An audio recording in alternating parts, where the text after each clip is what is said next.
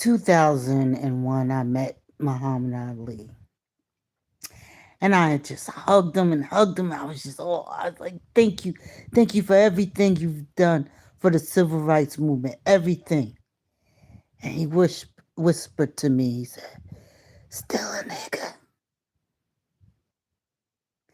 And then I said again, thank you. And I became a lawyer, blah, blah, blah, blah, blah. He said, still a nigga. He said it to me 3 times. And at the time, I was very young. I just started practicing on a corporate law. I was a corporate counsel for a telecommunication company, uh,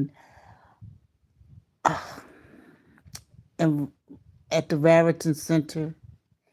And he and Joe Namath were there signing, Joe Namath was signing helmets for the Jets, I think. And Muhammad Ali was signing gloves. And I was that day. I never thought I would ever meet, and that's the picture you see on my bio. I never thought I would meet Muhammad Ali. That just was not on my bucket list. But I was so happy that his manager let me in the room to hug him. Fast forward, I know he was joking, but he was telling me something that I experienced throughout my career. And let me tell you, you can go to LinkedIn and look at people who are corporate counsel, review managers, seeing this and that, and look at my resume and look at theirs. I had a recruiter once tell me, I wish I had a white boy with your credentials. Just last year, a recruiter told me to turn my Aretha down. See, people feel emboldened. She said that to a lawyer. People feel real emboldened because they're on code. They're on code. We see it with Diddy.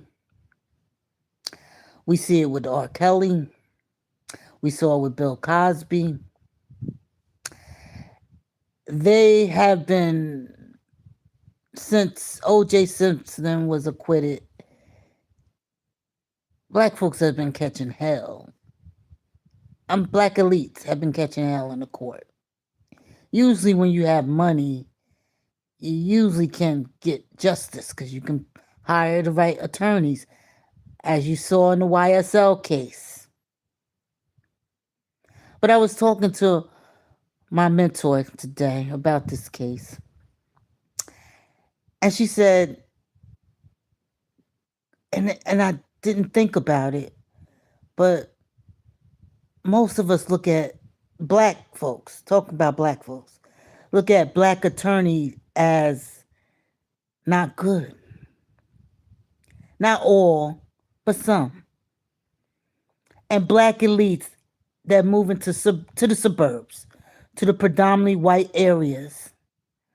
They think they made it and they think they're one of them. And Carmela Anthony's family should have required that a black attorney was at least co-counsel or a part of the legal team. They made the same mistake as Denroy Henry's parents made when he was shot down by a Pleasantville police officer in New York many years ago. They made the same mistake. When Al Sharpton and them tried to come, offer their services, to bring public attention, notoriety, they didn't want it.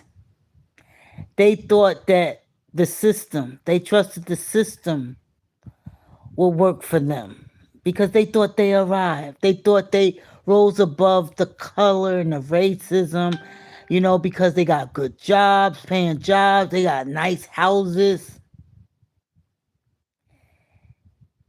And they learned something today. They learned that there's what Muhammad Ali told me many years ago. Still a nigga.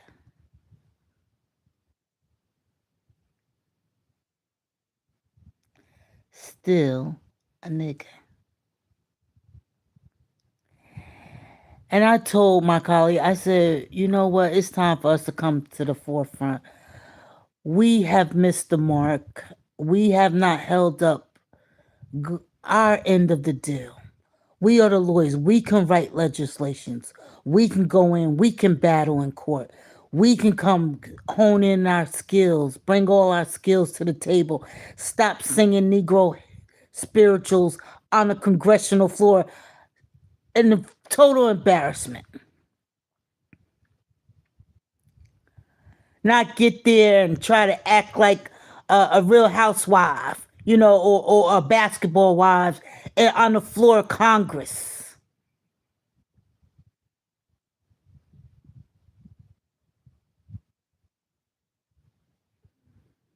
You don't argue with people who perceive you as an enemy, as a threat. You don't fight with them physically. Are the weapons of our warfare, those who are called the remnant, the weapons of our warfare are not carnal, but they're mighty through God. But for the pulling down of strongholds. And our God, don't be dismayed, has called us to the forefront. And the remnant, we're ready to battle. We're ready to battle. We're armed. We're armed. Because you see that Constitution, it's time to live up to it. It's not it's not just some piece of paper that's only applicable to certain people. Nah, we got the 14th Amendment. We got equal protection under the law. We need to revisit jury instructions. We need to revisit how murder is defined. Cause you can't there has to be some premeditation. There has to be some forethought. Nothing that was testified to stated that that was murder. I would have even understood them saying manslaughter. But murder,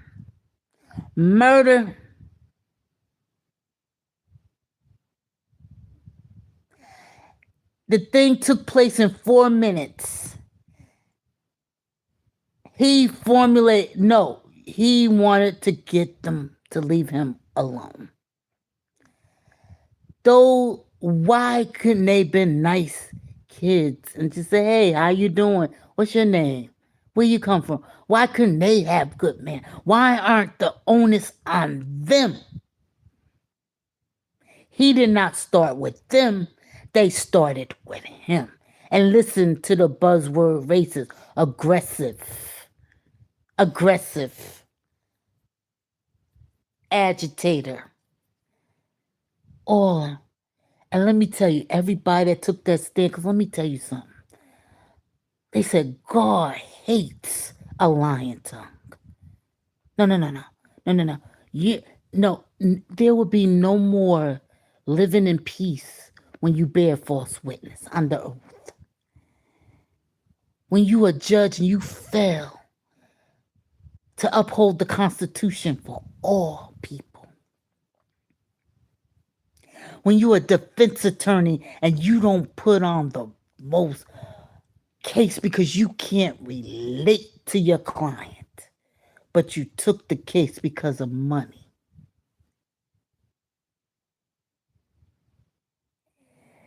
Everybody failed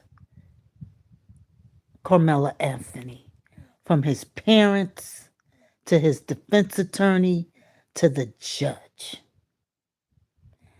to even the witnesses, defense witnesses, and most importantly, the jury failed him.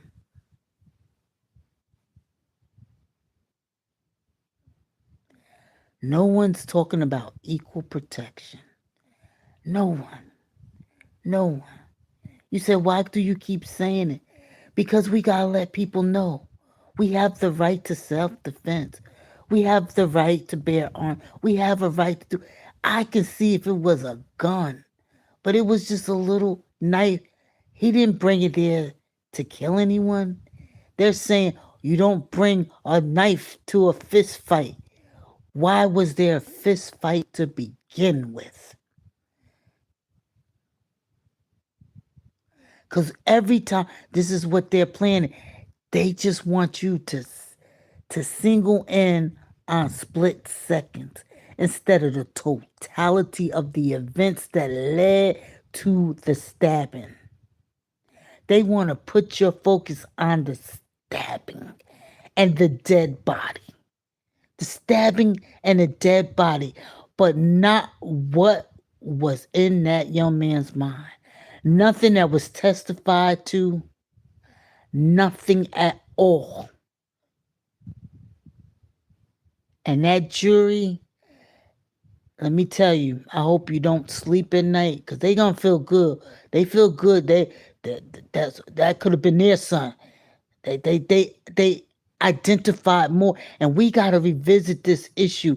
Jury of peers, and we gotta know why not more young people are called for jury duty. You'll draft them to go fight in a war. Why can't they serve on juries? How is a jury pool determined?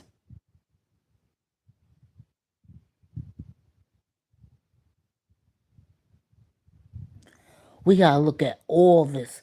We gotta bring attention to this. We gotta know. We gotta make the field more leveled.